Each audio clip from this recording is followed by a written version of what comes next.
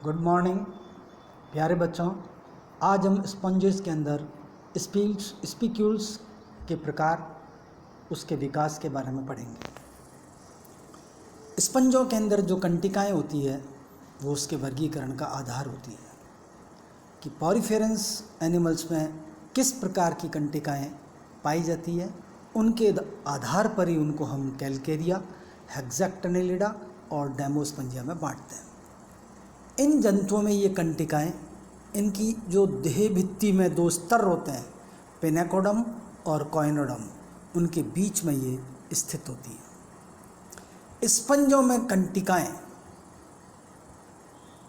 जिन मूल कोशिकाओं से निर्मित होती है, उन कोशिकाओं को हम स्क्लीरोब्लास्ट कोशिकाएं कहते हैं। प्रिय छात्रों, ब्लास्ट का मतलब होता है बनाने वाली कोशिका, और साइट CYTE साइट का अभिप्राय होता है मैच्योर कोशिका, यानी कि ब्लास्ट नामक सेल से साइट मैच्योर कोशिका का निर्माण होता है, अर्थात स्क्लीरोब्लास्ट कोशिका से स्क्लीरोसाइट कोशिका का निर्माण होता है।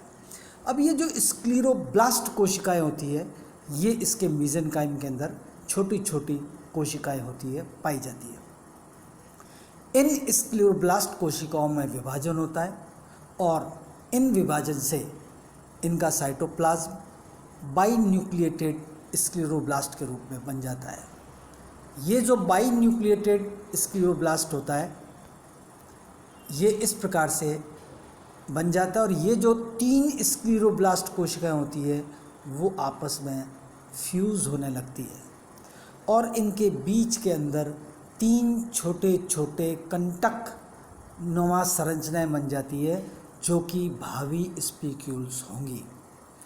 अब ये बाइन्यूक्लिएटेड कोशिकाएं विकसित हो रही कंटिकाओं के सिरे पर ओरिएंटेड होती है। जो कोशिकाएं किनारे की तरफ अरेंज होती है उसको प्रघाटक कोशिका कहते हैं, और जो कोशिकाएं केंद्र में व्यवस्थित होती है उस कोशिका को फाउंडर कोशिका कहते हैं। इस प्रकार स्क्लीरोब्लास्ट 6 कोशिकाएं युक्त स्पिक्यूल्स नामक संरचना के अंदर विकसित हो रही होती है, जिसमें फाउंडर कोशिका और थिकनर कोशिका, 3 फाउंडर कोशिकाएं बन जाती है और 3 थिकनर कोशिकाएं बन जाती है।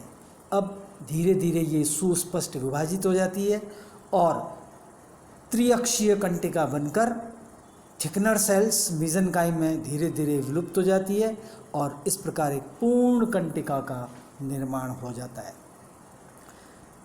ये जो कंटिका स्क्लीरोब्लास्ट बनती है, ये 2 प्रकार की बनती है। जिन स्क्लीरोब्लास्ट का निर्माण कैल्शियम कार्बोनेट से होता है वो कैल्कोब्लास्ट कहलाती है, और जिन स्क्लीरोब्लास्ट के आधार सामग्री सिलिका होती है उनको सिलिकोब्लास्ट कहलाते हैं। सिलिकोब्लास्ट से सिलिकोसाइट बन जाती है, कैल्कोब्लास्ट से कैल्कोसाइट बन जाती है। कैलकेरिया क्लास में जो सिलिकोब्लास्ट टाइप की सेल होती है वो कैल्कोब्लास्ट होती है, और हेक्सैक्टिनेलिडा में स्क्लीरोब्लास्ट नामक सेल होती है जिससे स्क्लीरोसाइट बनती है। आकार और आकृति के आधार पर भी जो कंटिकाएं होती है वो 2 प्रकार की होती है। जब आकार के अंदर बड़ी प्रकार की कंटिकाएं होती है उनको माइक्रो मेगास्केलरी कहते हैं। जैसे स्पंज नाम के जंतु में जो सारा सपोर्टिंग नेटवर्क होता है वो दीर्घ कंटिकाओं से मिलकर बना होता है, जबकि आकार में छोटी कंटिकाएं होती है उनको माइक्रोस्क्लेरी कहते हैं।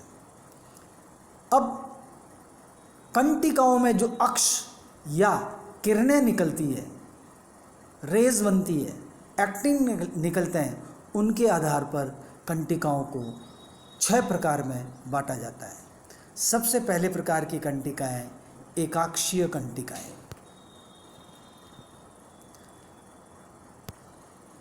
ये जो एकाक्षीय कंटिका होती है, अर्थात जिसमें सिर्फ एक अक्ष पाया जाता हो, उसको हम एकाक्षीय कंटिका कहते हैं।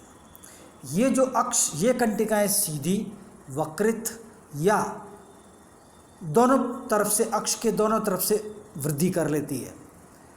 ये जो एकाक्षीय या मोनोएक्सॉन कंटिकाएं होती है, ये निम्न प्रकार की होती है: टाइलोस्टाइल, एकैंथोस्टाइल। टाइलोस्टाइल उस मोनोएक्सॉन कंटिका को कहते हैं जिसके स्टाइल के सिरे घुंडीनुमा हो। तो घुंडीनुमा जिनके हो उसको हम टाइलोस्टाइल कहते हैं, जबकि एकैंथोस्टाइल उस प्रकार की कंटिका को कहते हैं जिसके सिरे पर छोटे छोटे स्पाइन पाए जाते हैं।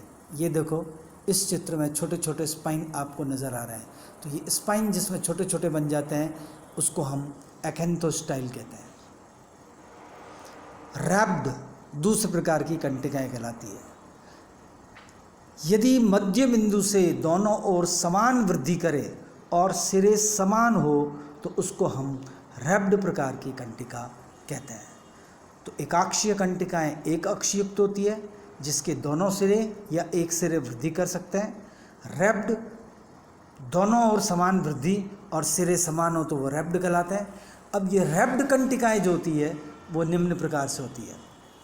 रैप्ड कंटिका को डाइएक्टिनल मोनोएक्सॉन भी बोलते हैं क्योंकि केंद्रीय अक्ष से दोनों सिरे वृद्धि करते हैं। रैप्ड को ऑक्सिया, टॉर्नेट और स्ट्रोंगाइल प्रकार की कंटिकाओं में विभक्त किया जाता है। ऑक्सिया कंटिका वो कंटिका होती है यदि इसके सिरे नुकीले हों। दोनों सिरे नुकीले हो जाते हैं तो उसको हम ऑक्सिया कहते हैं। जैसे यदि कंटिका के ये दोनों सिरे नुकीले हो जाए तो ऐसी कंटिका ऑक्सिया कहलाती है। टॉर्नेट दोनों सिरे लेंस के समान हो तो इसको हम टॉर्नेट कहते हैं।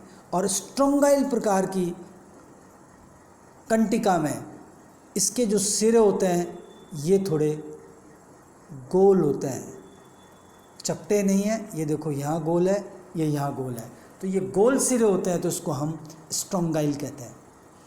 और यदि रैप्ड के अक्ष वक्रित हो जो कंटिका, तो या तो ये सी शेप का वक्र हो जाता है कंटिका का, इसको सिग्मा कहते हैं, या कंटिका आकार धनुषाकार हो जाता है तो उसको टॉक्सा कहते हैं, या इसके सिरे हुक या प्लेट की तरह होते हैं तो इसको हम चीला कहते हैं। तो इस प्रकार ये जो कंटिकाएं होती है विभिन्न प्रकार के संरचनाओं में रूपांतरित हो जाती है। ट्राइएक्सॉन कंटिकाएं वे कंटिकाएं कहलाती है जिसके 3 अक्ष एक दूसरे को समकोण पे काटते हैं, और 3 अक्ष जब समकोण पर काटते हैं तो उसके 6 सिरे बन जाते हैं, 6 एक्टिन बन जाती है, 6 किरणें बन जाती है। तब इसको हम हेक्साएक्सॉन भी बोल देते हैं, षटकोणीय कंटिकाएं, षटअरीय कंटिकाएं। कभी कभार एक किरण हासित हो जाती है तो अक्ष तो 3 ही होते हैं लेकिन 5 किरणें होती है।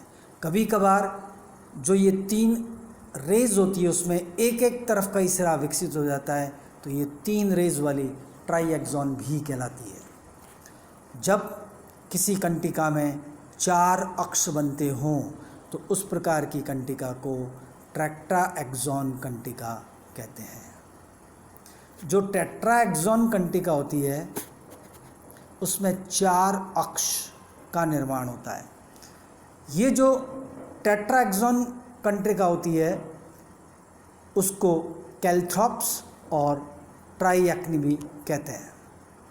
कैल्थ्रोप्स उस टेट्राएक्सॉन कंटिका को कहते हैं जिनमें उसकी किरणें निकलती है वो समान आकृति की हो।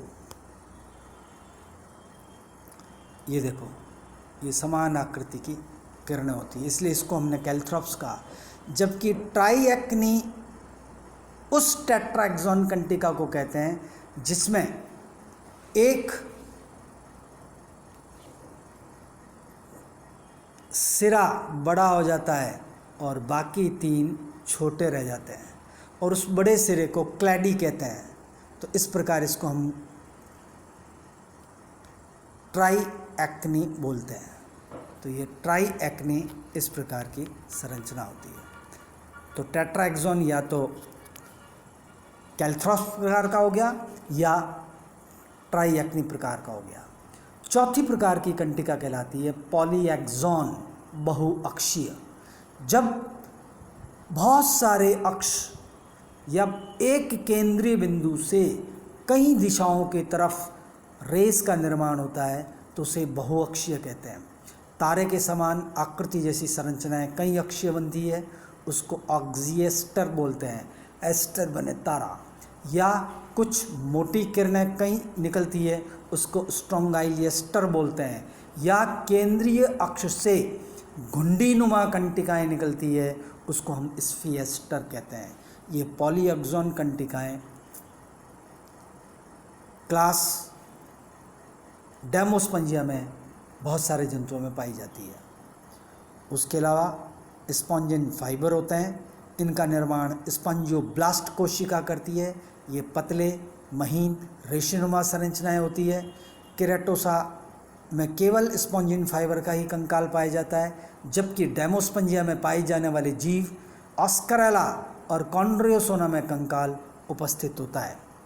कुछ कंटिकाएं डेस्मा प्रकार की भी होती है। ये जो डेस्मा प्रकार की कंटिकाएं होती है, इन कंटिकाओं के